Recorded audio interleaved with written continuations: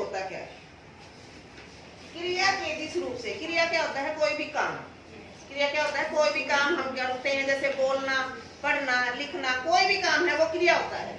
क्रिया के जिस रूप से यह पता चले कि उसका संबंध कर्ता से, कर्म से या भाव से है, उसे वाच्य कहते हैं। सीधी सी बात है कि हमें कोई वाक्य मिला है और उस वाक्य में हमें जिससे ये पता चलता है ना कि कर्ता का संबंध किससे है? कर्ता से है।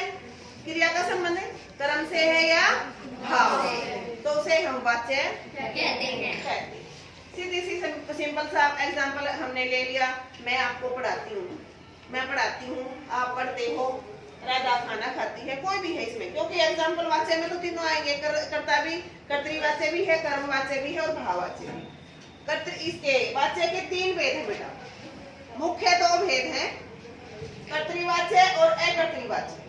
कर्तृवाच्य आगे जाके अकर्तृवाच्य के हमने 2 पार्ट कर दिए, 2 भेद कर दिए। अगर हम इसके 2 भेद ना बोल के ऐसे बोले ना कि कर्तृवाच्य, कर्मवाच्य और भाववाच्य, तो ये ऐसे भी हम बोलते हैं, इसमें कोई प्रॉब्लम नहीं है, क्योंकि ये दोनों ही अकर्तृवाच्य के भेद हैं। ठीक है, तो वाच्य को हम 2 तरह से मानते हैं, 2 भाग इसके करते हैं, कर्तृवाच्य और अकर्तृवाच्य।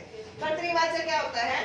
वाक्य में क्रिया का सीधा संबंध कर्ता से होता है, काम के करने वाले से। जैसे नीना खेलती है, मैं पढ़ती हूँ, तुम पढ़ते हो, हम खेलते हैं। ठीक है, मतलब जो काम कर्ता करता है, कर्ता होता है काम को करने वाला। तो यहाँ वाक्य में क्रिया का संबंध सीधा कर्ता से है।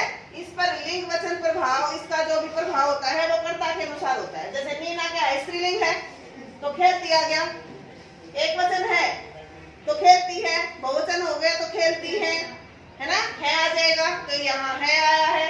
इसी तरह से राघव एक वचन है तो खाता है, अगर बहुत सारे बच्चे होते तो खाते हैं आता है ना।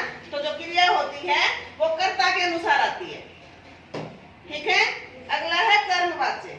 कर्मवाच्य में क्रिया का सीधा संबंध कर्म से होता है। जैसे नीना द्वारा खेला जाता है। ठीक है, मतलब यहाँ जो क्रिया होती है वो कर्म के अनुसार होती है। और एग्जाम्पल जैसे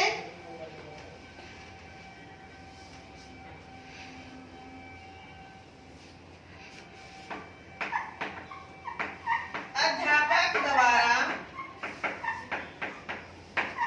बच्चों को पढ़ाया जाता है।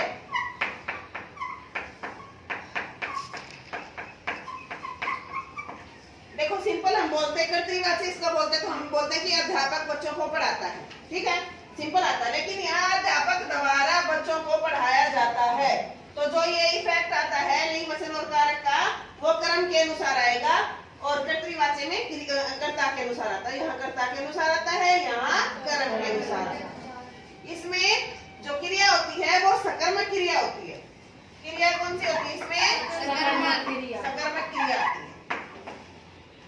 मतलब काम का जो इफेक्ट होता है वो दूसरे के ऊपर आता है। तीसरा है भाववाच्य। भाववाच्य में केवल भाव की प्रधानता होती है, इसमें ना कर्ता प्रमुख होता है और ना ही कर्म प्रमुख होता है। यहाँ जो क्रिया होती है वो अकर्मक क्रिया आती है, और अकर्मक क्रिया वो होती है जिसका इफेक्ट केवल कर्ता के ऊपर ही रहता है, काम को करने वाले के ऊपर। जैसे मैं सोता हूँ, संजीव से नहाया जाता है, नहाने का इफेक्ट संजीव के ऊपर ही है ना। राघव से बैठा नहीं जाता, इसमें अधिकतर है ना नेगेटिव सेंटेंस भी दिए जाते हैं। मुझसे चला नहीं जाता, मुझसे खाया नहीं जाता, मुझसे लेटा नहीं जाता। तो यहाँ अकर्मक क्रिया का प्रयोग होता है। और जो कर्मवाच्य, कर्मवाच्य में कर्म होता है और भाववाच्य में केवल भाव होता है। इसमें कर्म की प्रधानता ना होती है, ना इसमें कर्म होता है, ना इसमें वो होता है कर्तरी होता है, कर्ता होता है। ठीक है, इसमें केवल भाव की प्रधानता इसमें रहती है। धन्यवाद। इसमें आप भी बेटा किसी को कोई प्रॉब्लम हो